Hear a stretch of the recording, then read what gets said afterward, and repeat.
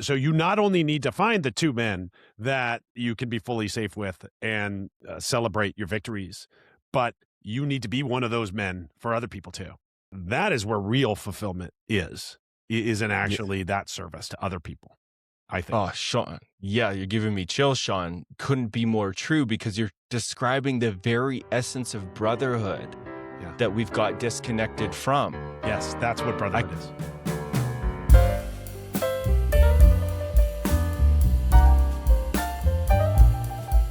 Welcome back to Raising Men. Now, we often talk about the legacy that we want to leave for our sons, the values, the skills, the manual, how-to of being a man. But there is a silent legacy many of us carry, which is the habit of emotional shutdown. We've been taught that we're supposed to be stoic and we're supposed to not be emotional. Data shows that 40% of young men turn to no one for guidance. And frankly, I think that understates the problem because even older men are loath to turn to people for guidance. Why is that? Well, there are several reasons, but many of us weren't taught how to show up when things get messy, and we don't feel comfortable doing it. Joining me today is Mike Elliott.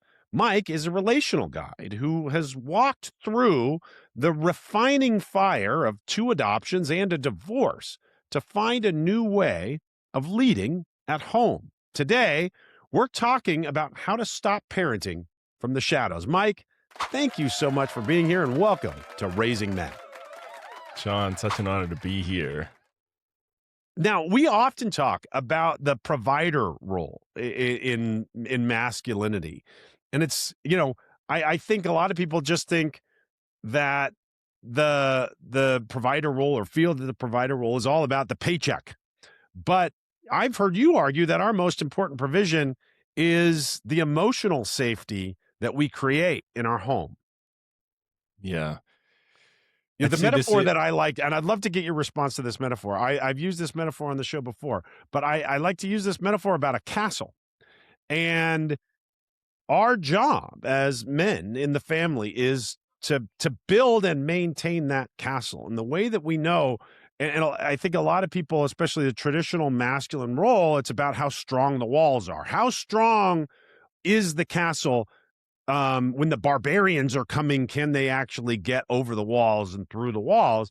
And that's part of it. But it's actually more important, especially in this modern age, that the castle encompasses as much area as possible. It's really the way to measure the success of the castle is about how much safety does it provide? How much of an area of safety for the village? Let me get your response to that, and then let's use that as an entree to talk about your work and what you do. if we don't have emotional safety in our homes, the paycheck and how it is used is worthless. Mm. If there's walls, 4 walls that are built around a whole group of people and the relationships suck, like you're not going to want to be in those 4 walls. You're going to want to figure out how to get out and actually go face the tiger and the unpredictability of nature if the relationships are toxic, distant, disconnected. And I think all of us can feel that deep in our bones because my experience is every human I've related with has been impacted by North American culture Mm. where there's a lot of disconnection. Yeah. I I have a friend who when he grew up, his father, they would go on a road trip and the car would break down or they'd have a flat tire or whatever. And he grew up just feeling like the world was chaos, that you couldn't ever do anything. You couldn't ever go anywhere because just the world was going to just defeat you. And he grew up to be a mechanical engineer because his his single most important desire in life was to get to control that chaos.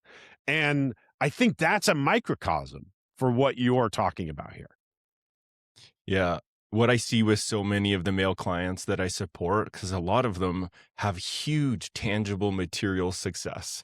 Mm, Some of them millions of dollars, multiple properties. They've got the status, yeah. but they've squeezed unconsciously the life out of their home and out of their marriage, and often have shown up really well for parenting and fathering to not repeat what they experienced growing up. But the relationship with the mother was really difficult. It was really hard.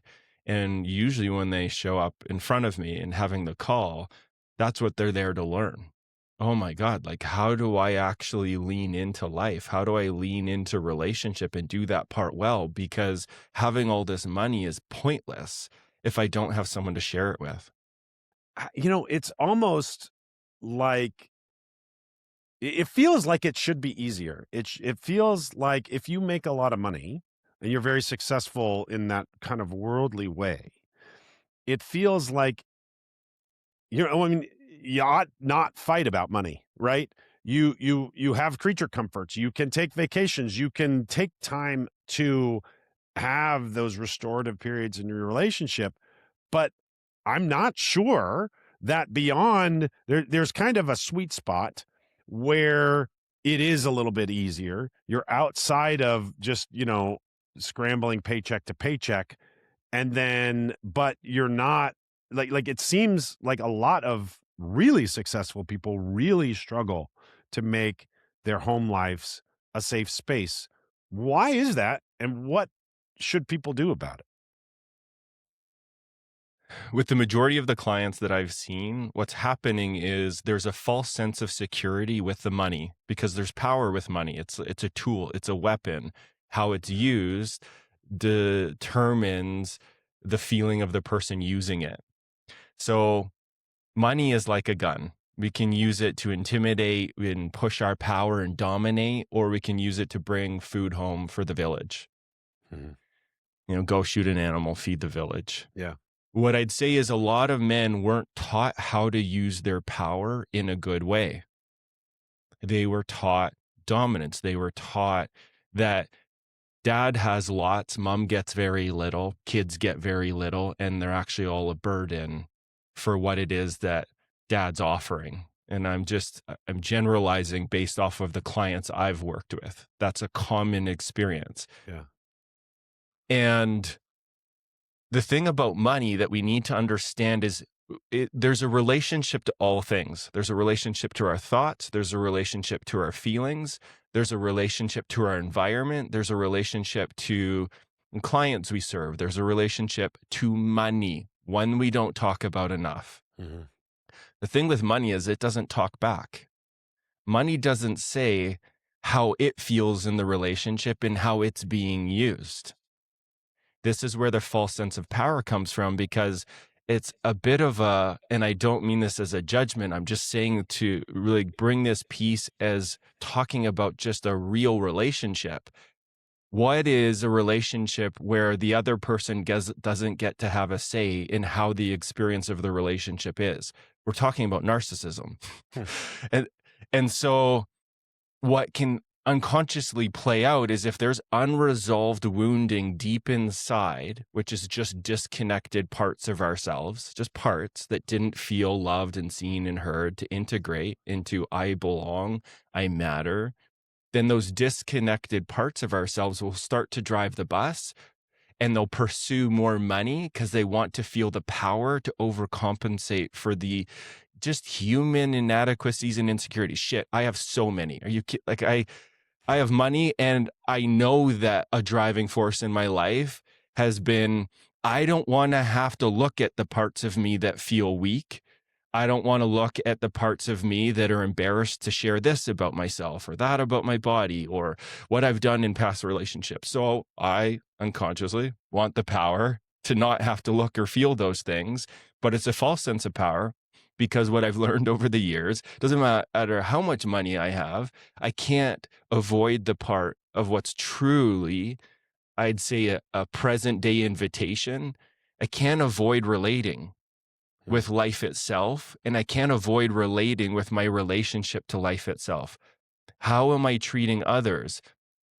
how am I using the money? Why am I chasing money? Like, what is it for? Is it, I'd say the healthiest expression of money is it feels the best when we're in the energy of giving.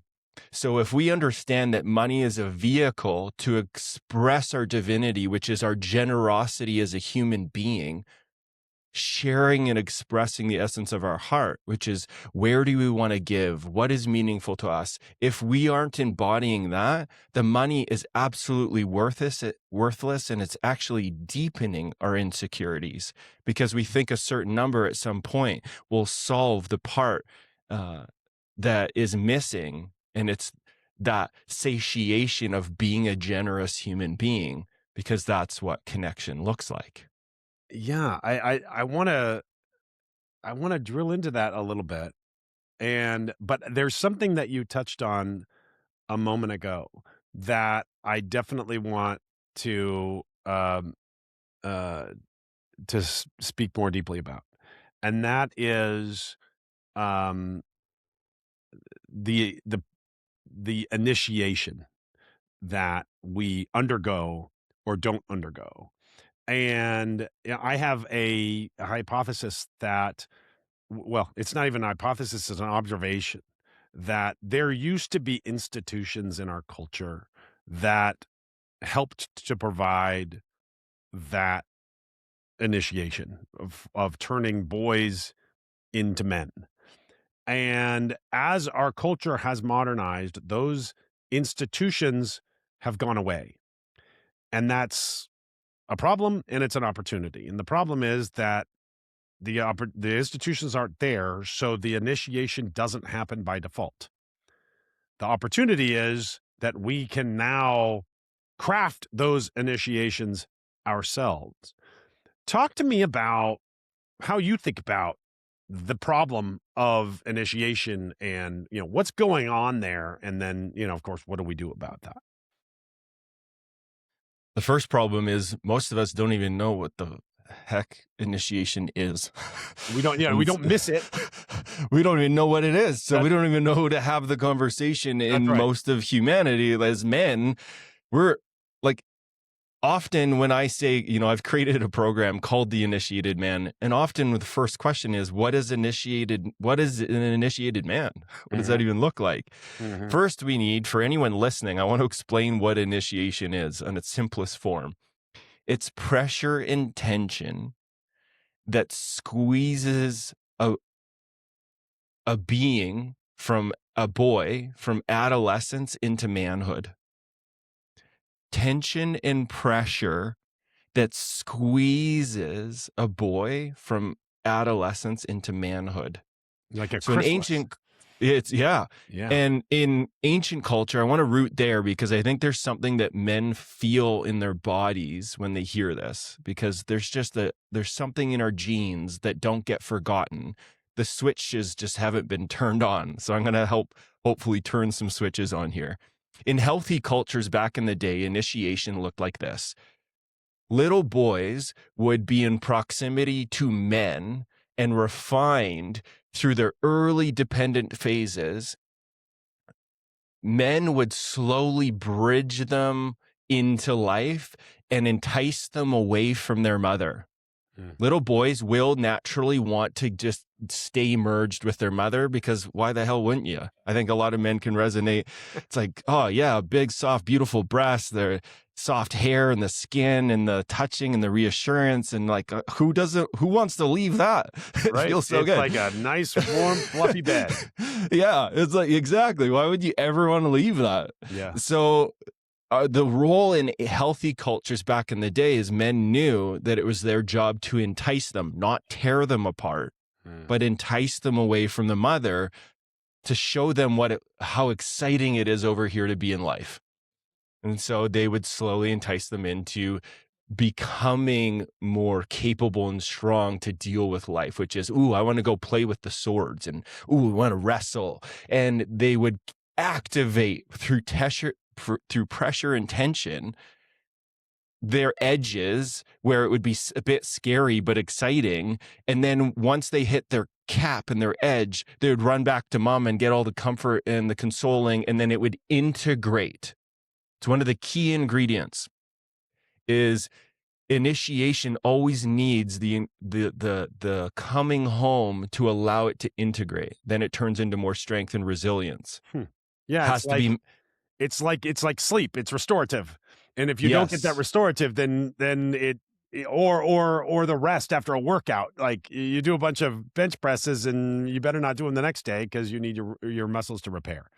That's it. Exactly. Yeah. And that's the same as the development of a man. We need our rest periods. We need the mother to be resourced and doing her thing so she can hold and comfort the little boy as he's evolving up to man. Okay.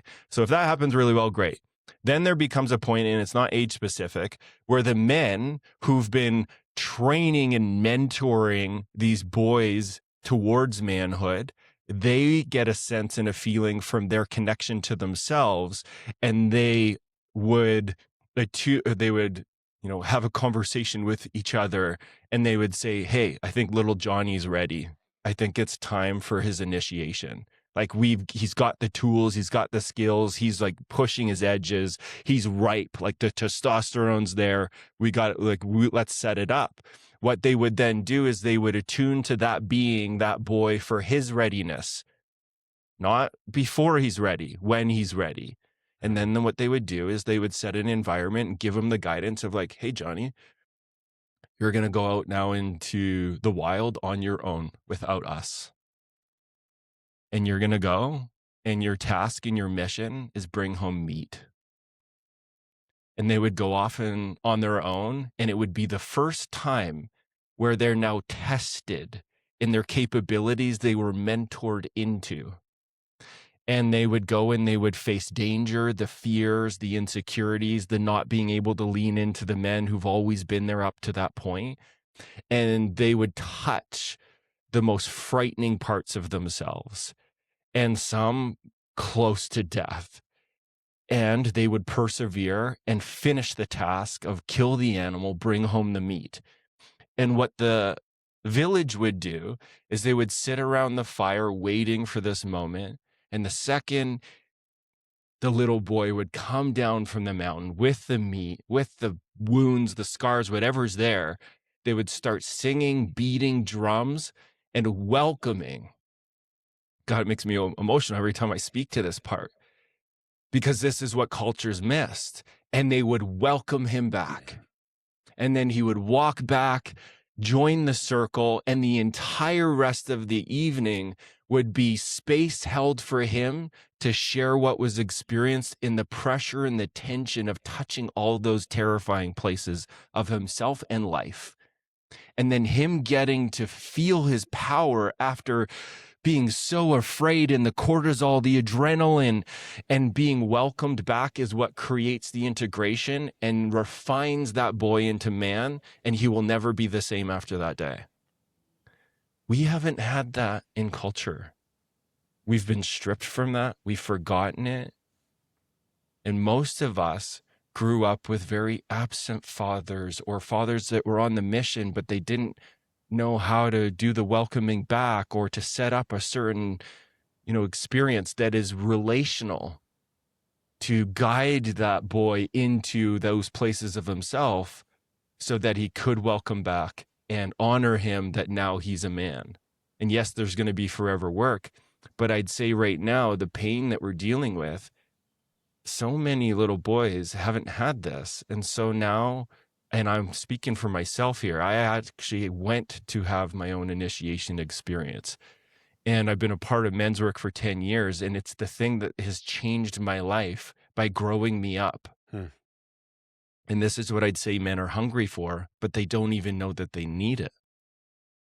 I can totally agree with that, because even just hearing you describe the process, I mean, you mentioned that it's like a switch in our DNA or something. I hunger for that experience as well, and I totally get that, because I'm one of those people. I never got to experience that. Or at least I didn't experience it in any kind of holistic way, right? I experienced it in dribs and drabs in other places, but there are definitely parts of me that still need that. Yeah. And I'd say, and honoring you for naming that and touching that part of yourself, because we all need that. I've needed that. Like, Yeah. man, I got separated from my mother and then my biological grandmother at the age of 14 months. So 2 severances from my sense of safety. Mother energy, and the role of mother is to create the feeling of safety in our body. Yeah. Just like the story I described. The thing that creates the strength in the nervous system is that the boy was welcomed back into the village and held and seen and felt and emoted with. That's what integrated into the strength and the capacity. So many men, and if you're a man listening to this, I want to celebrate and honor you, because here you are listening to a podcast, wanting to learn and to grow. And there's so many men that I end up working with. They're not lacking wanting to show up. They're not lacking the trying really hard. They're not lacking the information.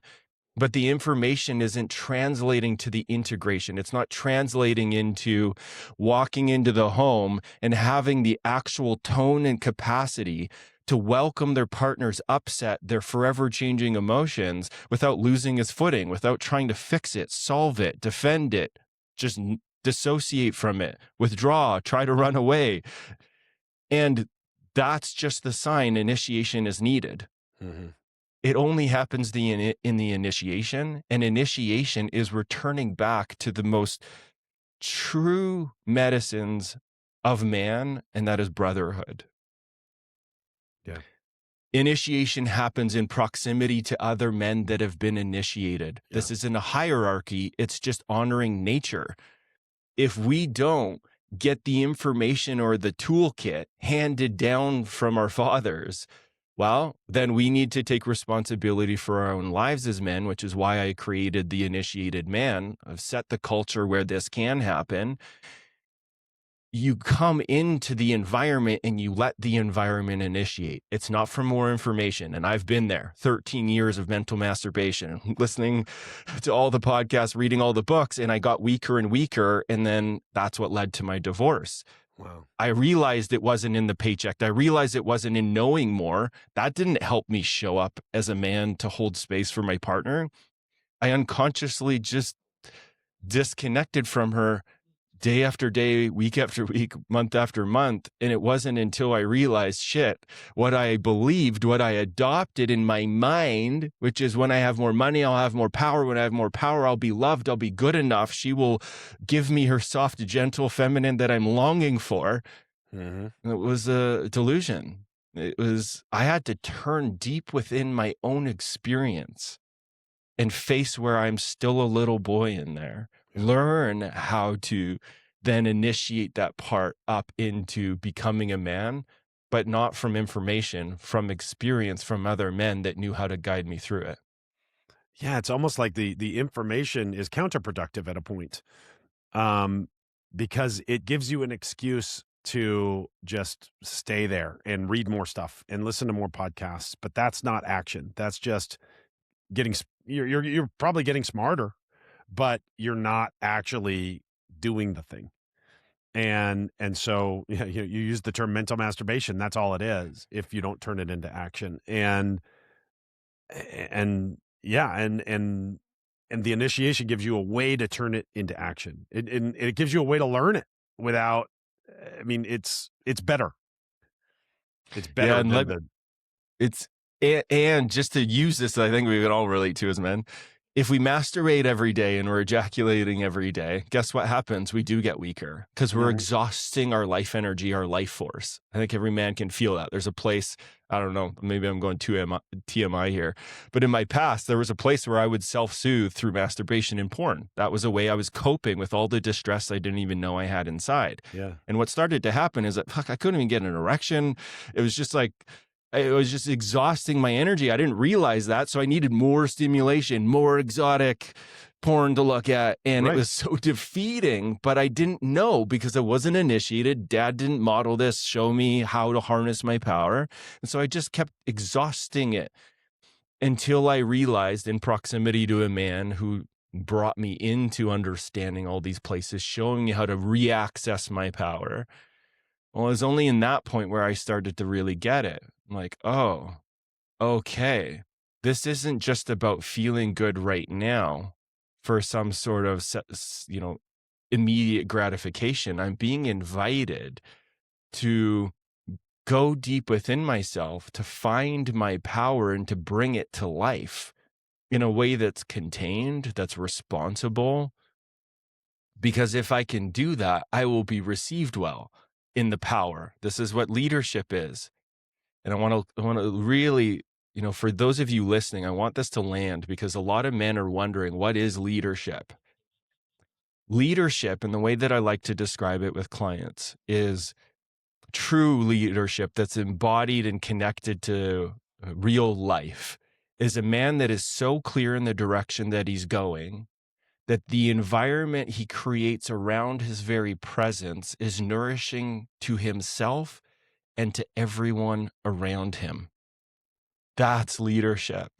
And when we embody that, which for anyone who's listening, embodiment means just showing up in the behaviors that match the thought, the actions that create this environment. That's embodiment. That the report card is the environment around me as well. That's embodiment. That's where the feedback is not just matching some idea or belief we have. The feedback is everyone's having a good time here. My wife is happy. My kids are enjoying me. Wow, they light up. They smile at me when I approach, and they want to jump up. And my 4-year-old son wants to jump up in my arms. That shows me I'm in a level of embodiment in that moment. And when I'm not embodied, an example would be I'm sitting at my computer. I didn't take the breaks to move my body to connect to nature. And I show up after 6 hours of just being in front of a screen. And I walk in and I'm exhausted and I'm drained and I'm irritable. That would be a disembodiment. I've overexhausted. And I want to tie this into the mental piece. The mental masturbation is where we feed too much of the mental. To be a fully healthy human being and man, we need to make sure that we are nurturing our body, mind, and spirit in a way that keeps us well. If we go too much mind, we're actually leaving our body. This is what leads to reactivity. This is what leads to us wanting to self-soothe with substances and porn and doom scrolling. It's actually the real life feedback saying, I've fed too much mental and I'm out of balance. I am disconnected to my own nature. I'm not in my body. That's dangerous. It's like a reverse initiation. It's a reverse injury. Yes. And the phrase that I love to lean into here, that I've watched as evidence is true, is a man who is too heavily weighted in body, mind, or spirit, let's say mental here. That's an under-resourced man. What is under-resourced? Resource is there isn't enough energy going to all the different categories that keeps everything working in harmony. That's balance. So if we have an under-resourced man, we have a dangerous man. If we have an really under-resourced man, we have a dangerous man. And this is what's creating unsafety in homes, in culture, in society, because an under-resourced man is a disconnected man.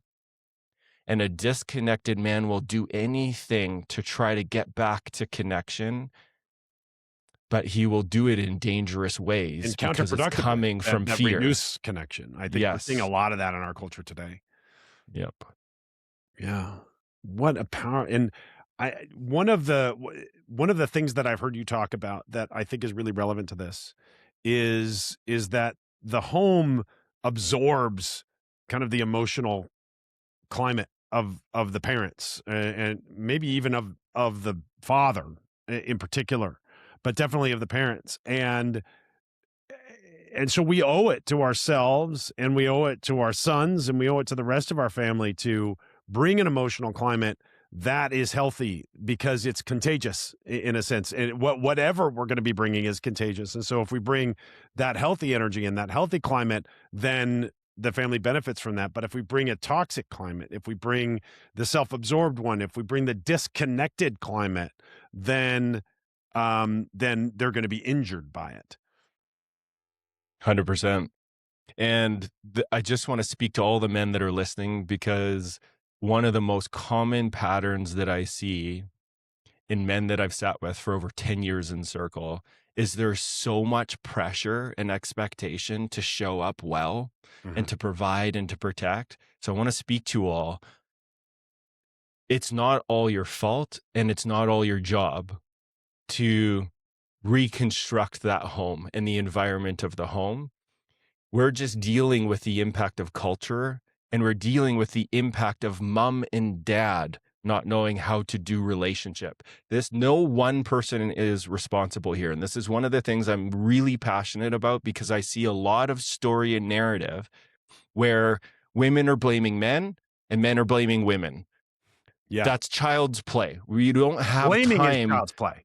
It's not helpful. It's two toddlers fighting in the playground of, it's my toy and I don't want her having. It's just a waste of energy. It's not 100%. an adult way of relating. Yeah. So I'm calling that out. It's no one's fault. It's our fault as a culture, as adults.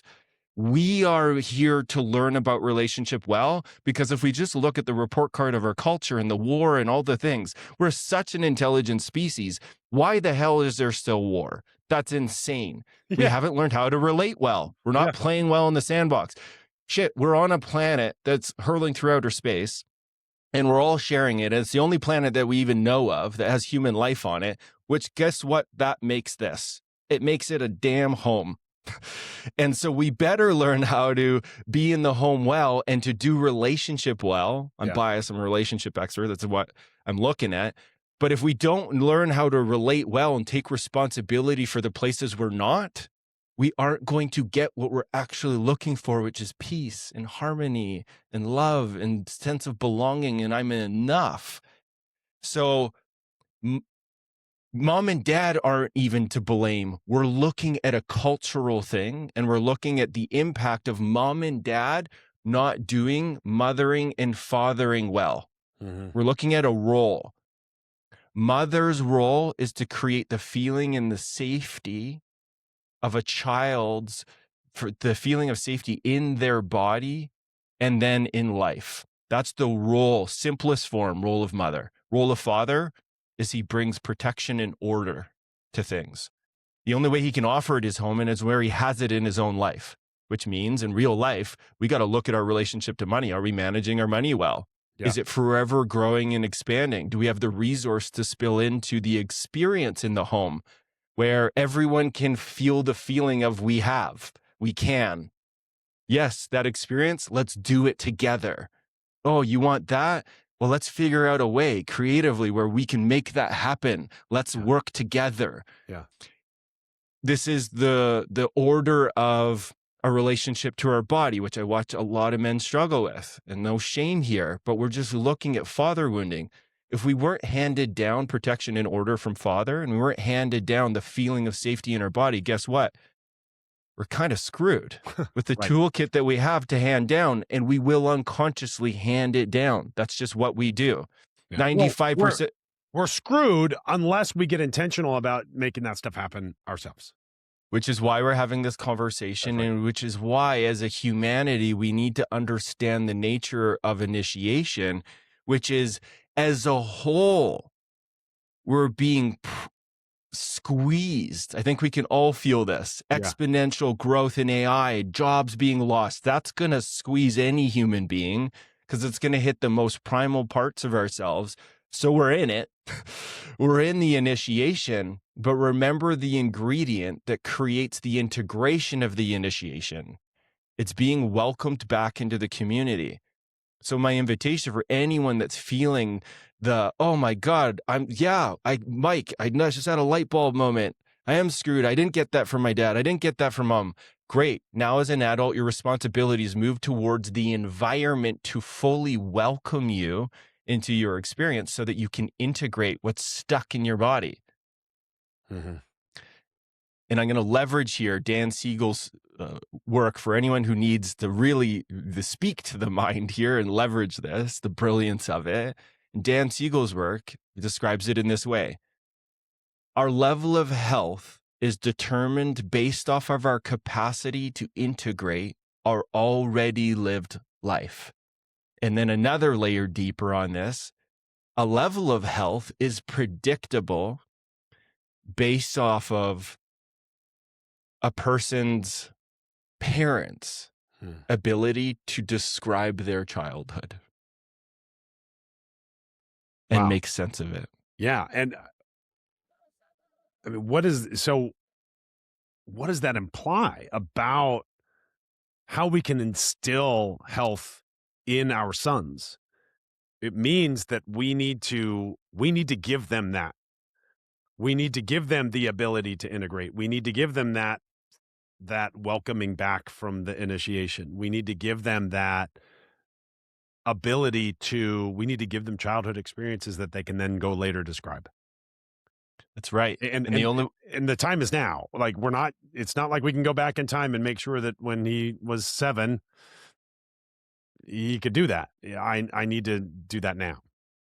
That's right. Yeah. And the ultimate ingredient here in parenting isn't to be perfect, because a lot of men might be listening to this and thinking to themselves, shit, I got to learn more about how to show up more. Yeah. More to do. Yeah. No. Don't go read another book. Don't go listen to another podcast to add more pressure to the system and to have to do more.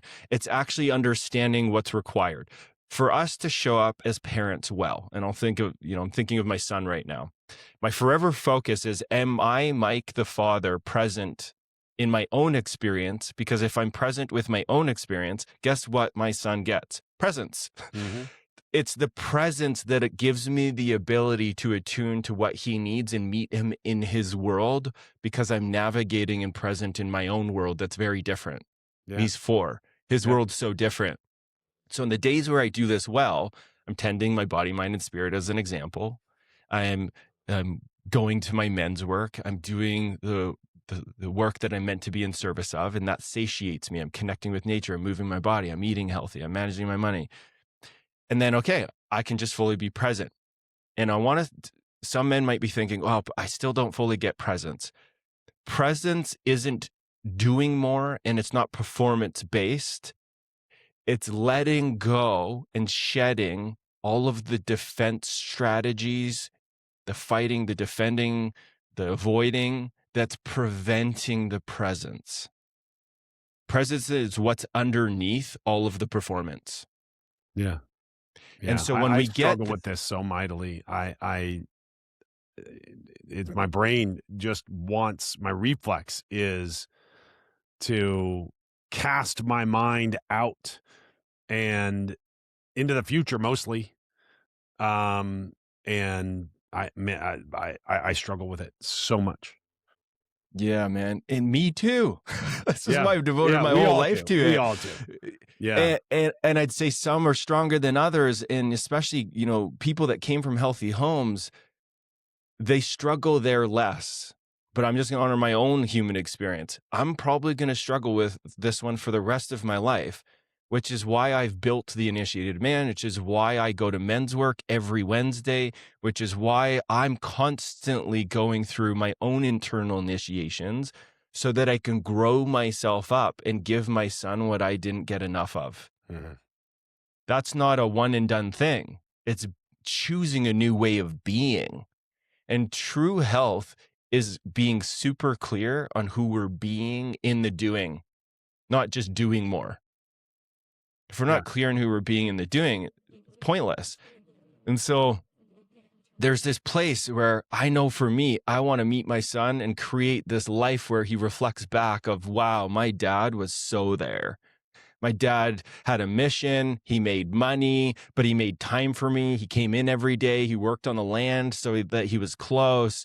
And wow, he really got to know me as a individual, and he brought me into the experiences that were different than his, and made sure that I want him to have that experience. But the only way I can do that is if I am integrating my already lived life, making sense of my childhood, so I'm not unconsciously projecting or perpetuating the same hurt. When I say perpetuate, it's just repeating the same damage that I had happen to me.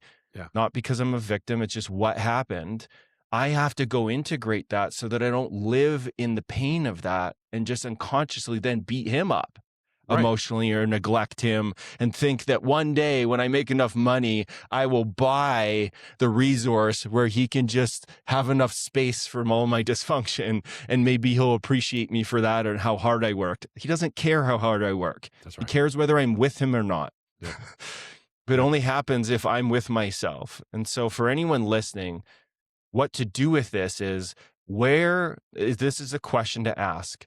Do you have at least 2 men in your life where you feel so safe in yourself, you can expose all your deepest and darkest things, your struggles, your insecurities, the shame, the things you've done? Do you have a place where you can do that? And then in that same place, can you go share with that man all the things that you are celebrating, your power, your strength, where you do rock it, and he can meet you in it without putting you down or judging you and just like, yeah, and build you up even more. Yeah. If you don't have that, you need it. I'm just going to be blunt and real. And I wish somebody said this to me in my 20s when I was a drug dealer and a debt collector. I wish somebody just came to me and said, Mike, the men you're hanging around with, it's bringing you to a dark place because it's feeding the primal part of you. Right. The one that does just want to fucking conquer and kill. Yeah. Not helpful. You need to be around men that are in there. They've learned how to harness their power. They're not just soft and just passively watching life go by.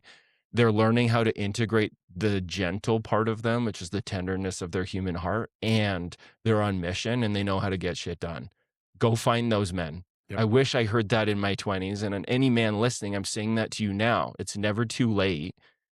Find the men that refine you into the best version of yourself, because wired in the depths of our DNA is men. The energy that feels good is the energy of becoming. That is the very nature of masculinity. Energy of becoming more aware, expanding in consciousness, but also building and growing. We all know that feels good. But if we aren't doing it in a way that's integrated, that's connected into the feminine part, which is being, then we create havoc in the world.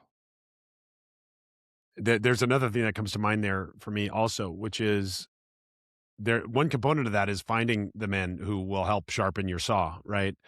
Is the way that I would put that. But when you do that, it's not like you have a sharpening stone and a saw. It's really more like you have 2 rocks rubbing against each other and they polish each other, because you're going to be that resource for that person too. And so you not only need to find the 2 men that you can be fully safe with and celebrate your victories, but you need to be one of those men for other people too. And Bingo. that is where real fulfillment is in actually that service to other people, I think. Oh, Shaun. Yeah, you're giving me chills, Shaun. Couldn't be more true, because you're describing the very essence of brotherhood that we've got disconnected from. Yes, that's what brotherhood is. That's what brotherhood is. And what I like to describe it as is its relational reciprocity. You know, if we deepen a relationship as men, I want to make sure that you are strong enough to call me out and say, Mike, what you're doing, there's a pattern I see here. It's bullshit. It's not matching what you say you want to be or become. Why are you avoiding doing this next task? Why are you reacting with your partner? Like, dude, you're better than that. Let's get curious on what's happening there, because I'm not going to let you use your power in that way that's disconnecting you from your family, your home, your kids, your mission, who you're serving. We need men that can hold that part. You know, I'm thinking one of my best buddies, Dr. Kevin Preston. Love that man, you know, and we're that for each other.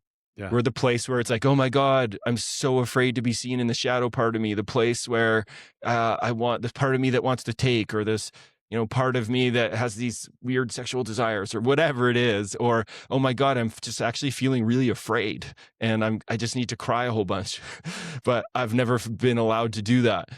We're that for each other.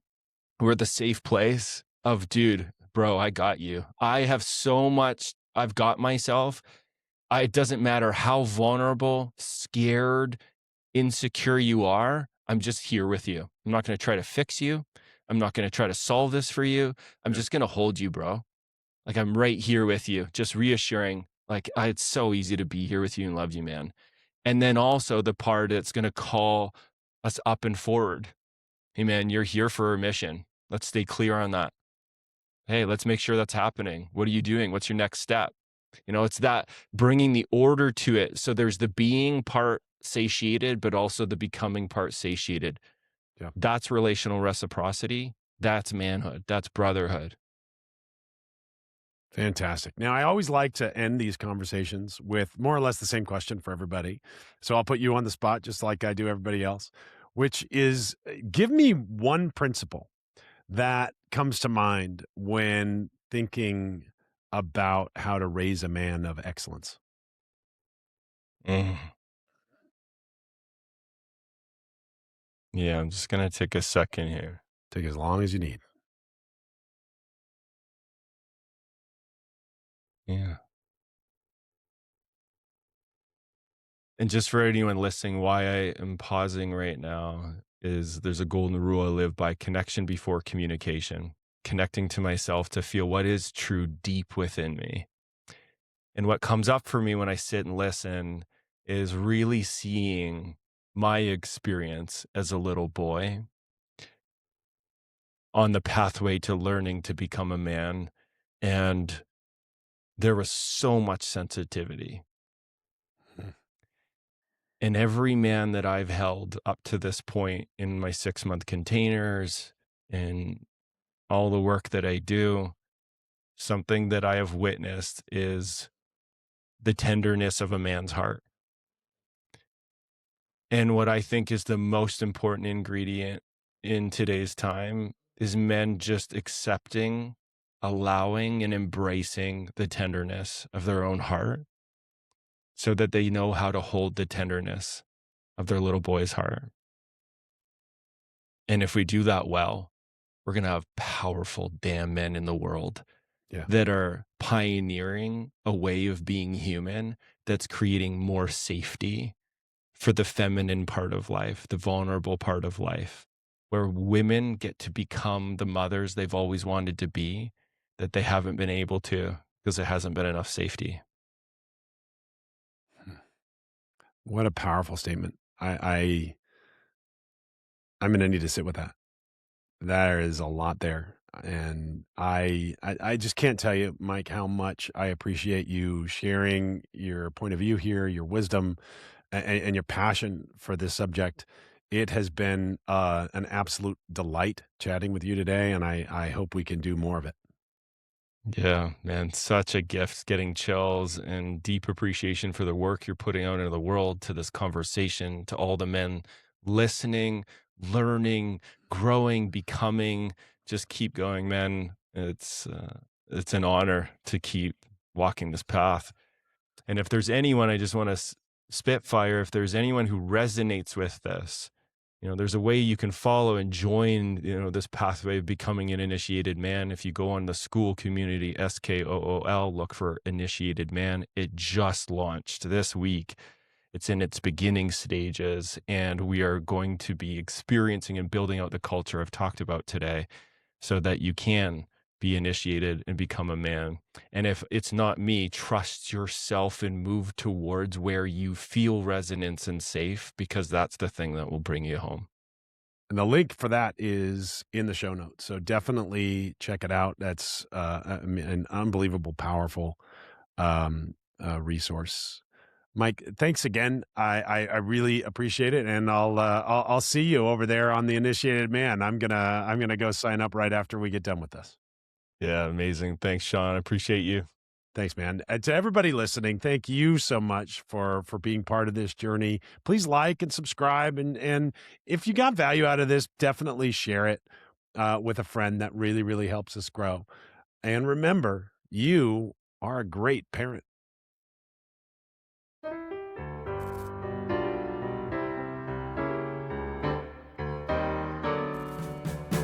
Raising Men is produced by Phil Hernandez. This episode was edited by Ralph Tolentino.